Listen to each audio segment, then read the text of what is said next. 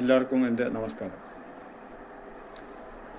ഈ വീഡിയോയിൽ അവതരിപ്പിക്കുന്നത് വിമർശനവുമായി ബന്ധപ്പെട്ട് നമുക്ക് മുന്നിൽ ആരെങ്കിലും വന്നാൽ അവരോട് എങ്ങനെയാണ് പെരുമാറേണ്ടത് എന്ന് പറയാൻ വേണ്ടിയാണ്.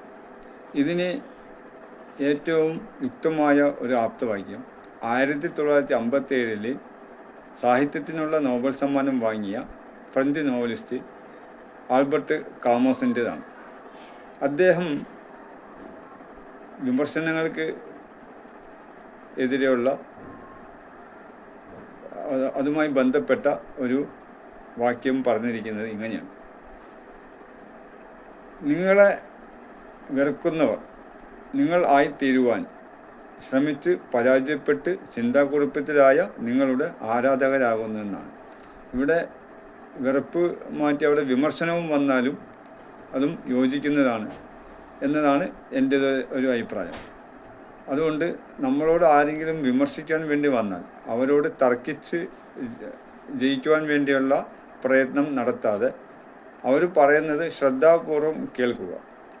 ഈശ്വരൻ ഇരു ചെവികൾ തന്നിരിക്കുന്നത് കൂടുതൽ കേൾക്കുവാനും ഒരു നാവ് തന്നിരിക്കുന്നത് കുറച്ച് സംസാരിക്കുവാനാണ്. പ്രത്യേകിച്ച് വിമർശിക്കുന്നവർ പറയുമ്പോൾ അത് നല്ല സംയമനത്തോടെ അവരുടെ മുഖത്ത് തന്നെ നോക്കി സശ്രദ്ധം കേൾക്കുകയും അവസാനം എല്ലാം കഴിഞ്ഞ് പിരിഞ്ഞു പോകുമ്പോൾ പറ്റുമെങ്കിൽ അടുത്തൊരു ചായക്കട ഉണ്ടെങ്കിൽ അവിടെ നിന്ന് ഒരു ചായ മേടിച്ചോ ഒരു നാരങ്ങ വെള്ളം മേടിച്ചോ രണ്ടുപേരും പരസ്പരം പങ്കിട്ട് കുടിച്ച് അതിൻ്റെ പൈസ നമ്മൾ തന്നെ കൊടുക്കുക. എന്നിട്ട് പോകാൻ നേരത്ത് അവരുടെ ഷോളറിലിട്ട് ഒരു മൃദുലമായ 2 സ്പർശനം കൊടുത്ത് പിരിയുമ്പോൾ പിറ്റേന്ന് മുതൽ നിങ്ങളെ വിമർശിച്ച ഇവരായിരിക്കും നിങ്ങൾക്ക് വേണ്ടി പിന്തുണ നൽകുവാൻ വരുന്നവർ. അത് ഉറപ്പായ ഒരു കാര്യമാണ്. അല്ലാതെ യാതൊരു കാരണവശാലും അവരോട് തർക്കിക്കാൻ പോകരുത്. തർക്കിക്കാൻ പോകുന്നവർ പരാജയപ്പെടും, വിമർശിക്കുന്നവർ വിജയിക്കും. അതായത് നിങ്ങളെ വെറുക്കുന്നവർ നിങ്ങൾ ആയിത്തീരാൻ ശ്രമിച്ച് പരാജയപ്പെട്ട് ചിന്താക്കുഴപ്പത്തിലായ നിങ്ങളുടെ ആരാധകരാകുന്നു.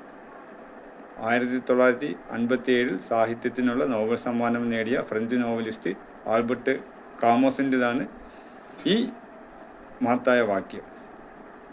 നന്ദി.